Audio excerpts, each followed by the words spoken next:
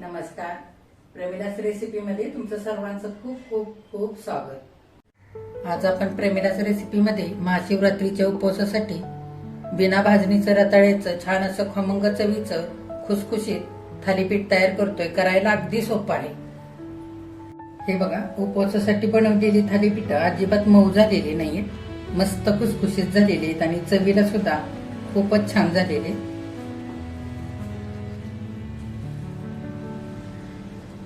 लगेचच आपण रेसिपीला सुरुवात करूया. आता रताळ्याची थालीपीठ करण्यासाठी इथे मी अर्धा पाव रताळी स्वच्छ धुवून त्याला थोडेसे सुरीने टोचे मारून घेतले आणि पॅन मध्ये ठेवून बिना पाणी घालता झाकण घालून 15 मिनिटं बारीक गॅसवरती चांगले वाफवून घेतलेले. हे बघा, असे छान वाफवून घेतले, चांगले मऊ झालेले आणि गॅस बंद केलेला आहे. आता आपण ही रताळी खाली उतरवून घेऊया. आता 5 मिनिटांनंतर रताळी चांगली थंड झालेली आहे. आपण साल काढून घेऊया.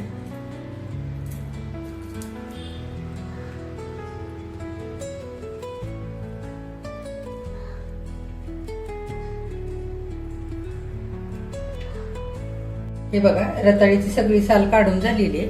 रताळी अजिबात ओलसर झालेली नाहीयेत, कारण आपण वाफवून घेतलेली आहेत. त्याच्यामुळे जर तुम्हाला अशी वाफवून घ्यायची नसतील तर तुम्ही कुकरला सुद्धा ही रताळी शिजवून घेऊ शकता. कुकरला रताळी लावताना कुकरमध्ये थोडंसं पाणी घालायचं. रताळी स्वच्छ धुवून बिना पाणी घालता कुकरच्या डब्यामध्ये ठेवायची आणि डबा कुकरला लावून 3 शिट्ट्या करून घ्यायच्या. म्हणजे फार ओलसर होत नाहीत रताळी. फार ओलसर झाली तर पीठही आपल्याला जास्तीचं लागतं. त्याच्यासाठी आता आपण रताळी बारीक खिसणीने खिसून घेऊया. मॅशरने मॅश केली तरी सुद्धा चालते. हे बघा, या पद्धतीने म्हणजे गुठळ्या राहत नाहीत रताळ्याच्या.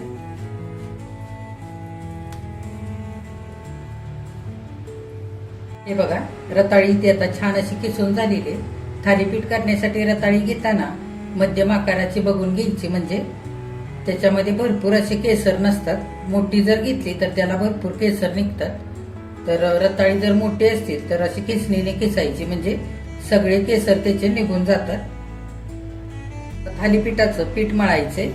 तर इथं मी पाव चमचा जिरं घेतलंय. तुम्ही जर उपवासाला जिरं खात असाल तर घाला, नाही घातलं तरी पण चालेल. 3 चमचे शेंगदाणे भाजून बारीक असं कूट करून घेतलंय, ते घालूया.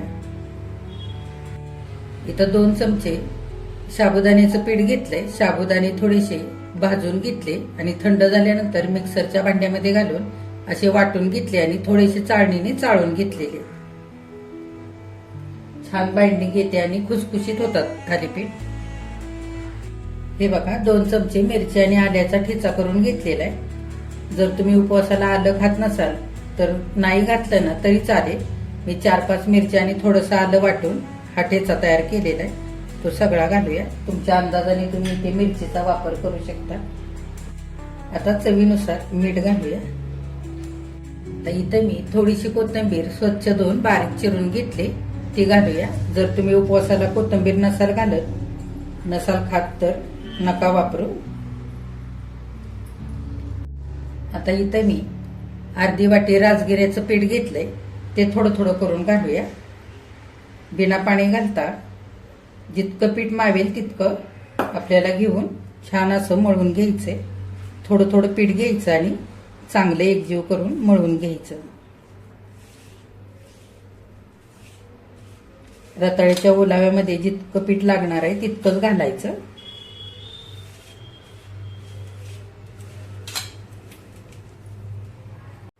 हे बघा, असं चपातीला पीठ मळतो ना तसं मऊसूत इथं पीठ मी मळून घेतलेलं आहे. अर्धी वाटी राजगिऱ्याचं पीठ घेतलं होतं, त्यातलं 1 चमचाभर पीठ शिल्लक राहिलेलं आहे. आता थोडंसं वरून तेल लावून घेऊया.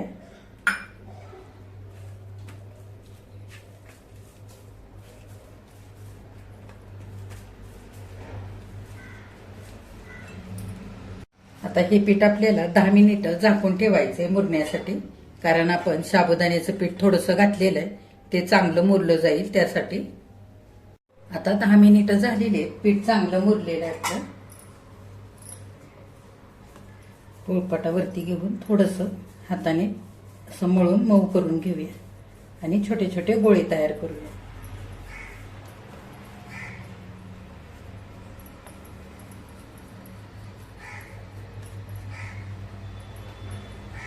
हे बघा पिठाचे असे 4 गोळे तयार झालेले.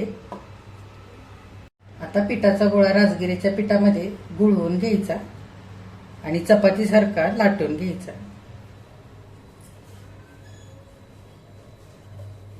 तुमच्या आवडीप्रमाणे तुम्ही पातळ किंवा थोडेसे जाडही ही थालीपीठ लाटून घेऊ शकता.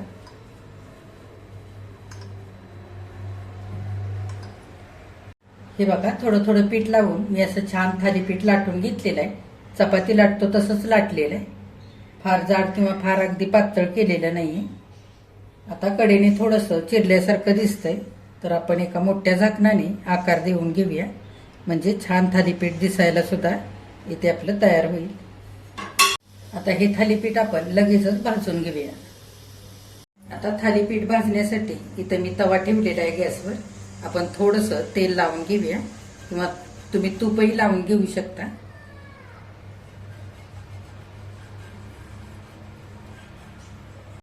आता आपण थालीपीठ भाजण्यासाठी घालूया.